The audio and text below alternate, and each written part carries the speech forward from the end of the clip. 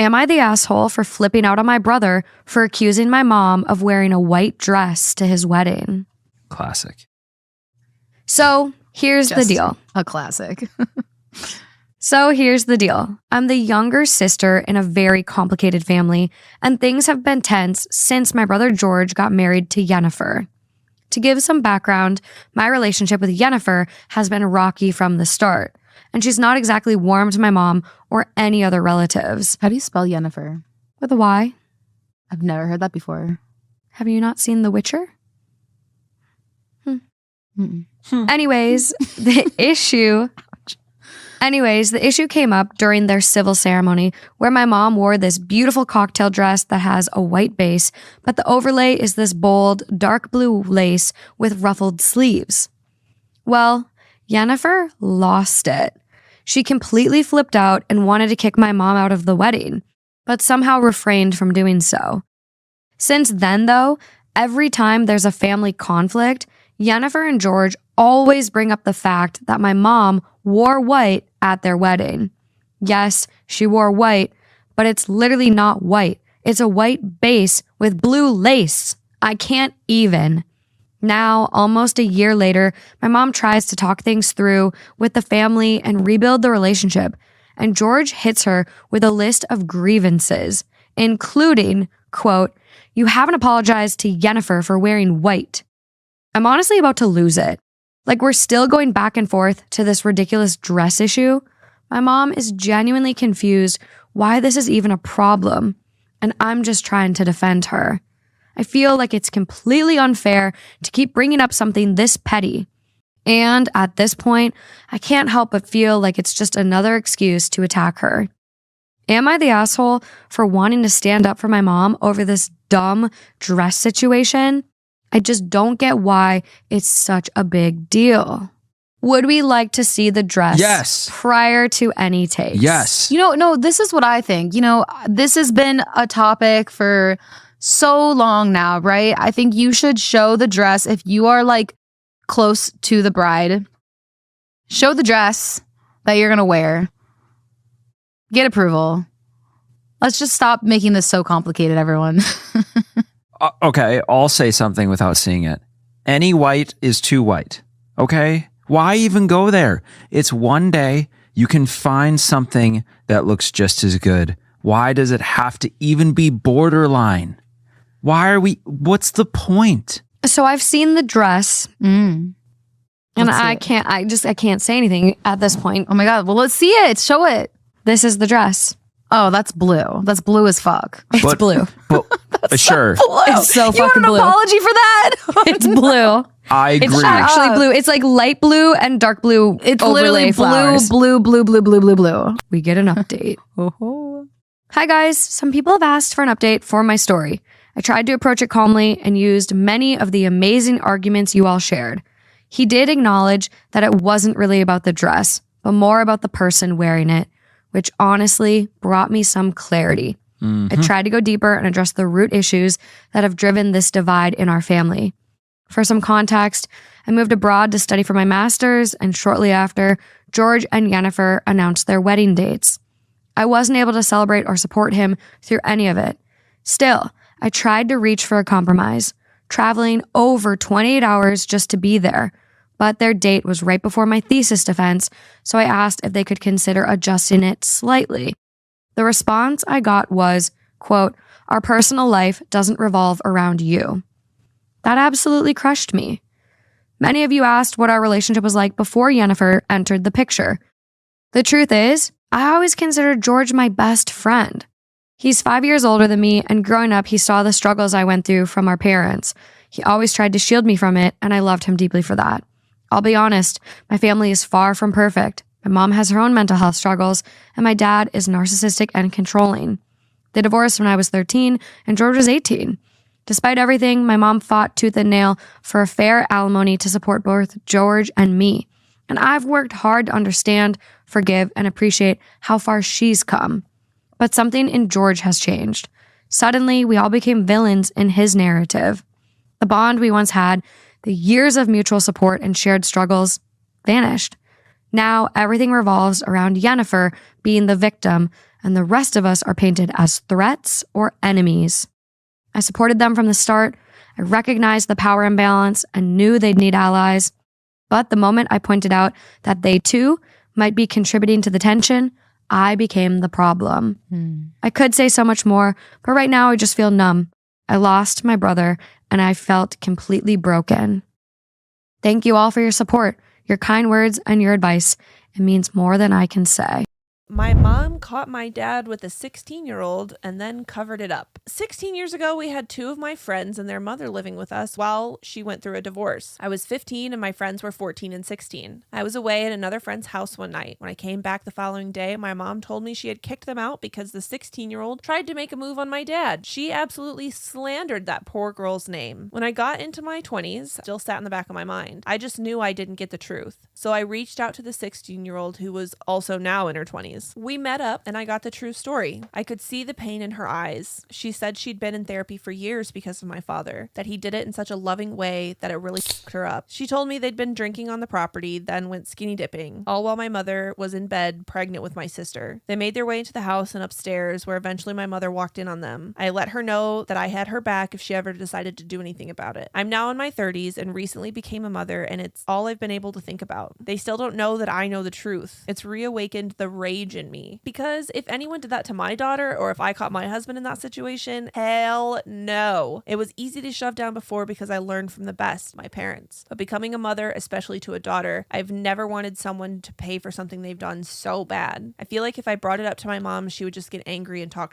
She'd probably say the past is in the past and I need to let it go, that people can change. But I know he hasn't changed due to events over the recent years with his anger and control issues. He's a very big narcissist who believes he can do no wrong whatsoever, and my mother is so far up his ass. It makes me wonder if the 16-year-old was his only victim. If she was, and if he's never done it again, would that be okay? Is this forgivable? Because I don't feel like it is. I want to tell the whole family, but I feel like they'd just downplay it and make me seem like the crazy one, cut me off and turn my siblings against me. So here I am, just needing to get it out, I guess. What would you do?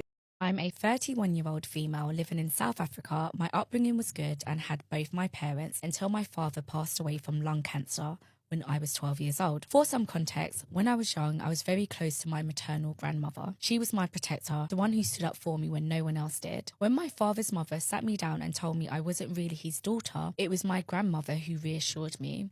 When my father beat me up so badly that my body was covered in bruises, simply because I hadn't been in his line of sight while playing at 11 years old, she was the one who cared for me. And when my mother began favouring my sisters, a situation that would later prove to be far more complex than it seemed, my grandmother was still there, offering the love and support. My grandmother passed away December 6th last year, and I feel a sense of relief and sadness every single day. Why? My grandmother groomed me by turning me against my mother and sisters, and then proceeded to verbally and emotionally abuse me for 19 years of my life. I was completely unaware of the price that came with my grandmother's generosity. She would buy me clothes, shoes, anything I wanted, but there was always strings attached. Later, she would remind me of how much I needed her and called me a money.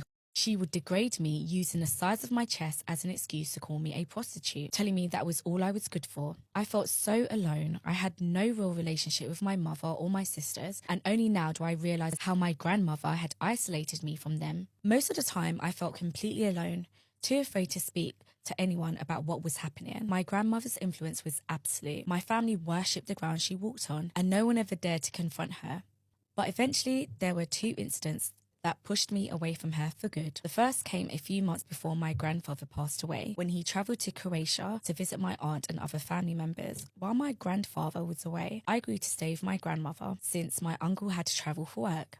Almost immediately, the verbal abuse started again, continuing for days. I couldn't just leave. Doing so would raise suspicion, and she would twist the situation to make it seem like I was the problem, like I was losing my mind again. When the week finally ended, I went home and made a decision to visit only when my mother was present. The second incident occurred when my grandmother had her birthday celebration at my aunt's house. This took me clean out. She compared me to my then 33-year-old aunt, saying that she's married, lives in a stable home, and provides for her son, and takes care of my uncle's every need. 1, most of my family members were there. 2, my aunt is married into our family. No, my mother was not around when this happened. She was on a work call, and my enraged younger sisters told her what had happened. I was too ashamed to say anything. I just kept my distance after that. COVID came, and she had to move in with us. The abuse started all over again. It was always when no one was around, and always about my body, looks, character, and how useless I was. One day ended when she collapsed and never got up again. Am I wrong for feeling relieved? I'm trying to put together the leftover pieces of my life. I can't help but wonder why no one came to my defense or tried to help me when they saw I was spiraling. I'm writing this as a reminder to check in on your sons and daughters, ask questions with wisdom, and always be careful not to judge too quickly. My question is,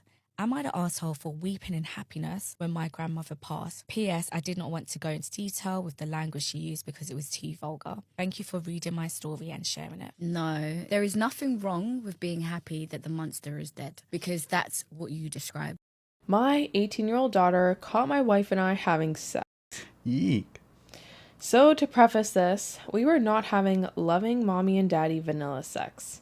My wife is not that kind of woman. I would never describe her like this to anyone without it being anonymous, but my wife is a certified freak.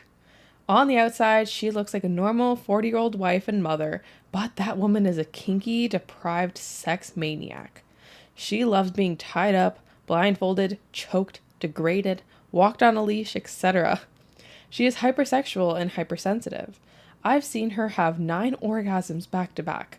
The kinks in the bedroom are all her idea.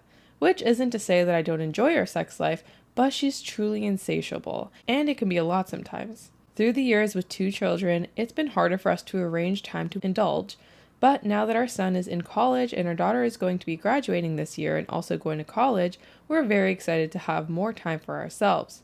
My daughter was going to a sleepover party at her best friend's house. We told her, have fun and be safe. The second she was out of the house, my wife said, meet me in the basement in 20 minutes. I knew what I had to do. I went down there and dusted off the large wooden chest that I keep buried away and locked. I set up the bondage table, got her favorite nipple clamps, the lubes she likes, her blindfold, made sure the vibrator was charged, her butt plug was ready to go, and got the rope ready. I'll spare the details, but my daughter came home early and unannounced. She heard screaming in the basement. My wife is loud when she climaxes, and walked in on her mother bound and restrained with a blindfold and nipple clamps on, cumming her brains out while I used a vibrator on her while I was completely naked except for a latex bandage mask. Obviously, she screamed and ran. It took a lot to calm her down. I untied my wife and we got dressed and talked to her about what she saw. She kept apologizing and we told her she didn't do anything wrong and there's nothing to apologize for, but we're sorry that she saw that. This was just last night, so things are still really awkward. This was legitimately the most embarrassing moment of my life, and I really hope we didn't permanently scar our daughter. Oh, I think you did. Oh my. Starting off strong, Teresa. Yeah, I know. I poked a hole in a condom and purposely got a girl pregnant to prove I wasn't gay. What? Huh? This was the late 80s, and I was 14 or 15, and this wasn't a great time to be a gay teenager. Not that it excuses what I did. I was so afraid of being outed that I started a relationship with my then best friend's sister. My friends were constantly messing with me about not having slept with her and calling me gay. They were just joking, but I took it seriously that I convinced her sex. And I poked a hole in a condom, hoping to get her pregnant so that I'd have proof. She did end up getting pregnant, and when I found out the reality of what I did, it really hit me. She just thought the condom didn't work, and I never told her I did it on purpose. She was forced to go to an alternative school and eventually dropped out to have the baby. Her and her family moved away with the baby, and I never kept in contact with them. I've always felt like a piece of shit for ruining her life and abandoning my kid. Holy shit, you are a piece of shit. I mean, you're 14, 15, so you're a dumbass kid, but god damn. Holy fuck. Top comment. Wow. That is a confession. Holy shit, dude. That's a fucking confession and a half.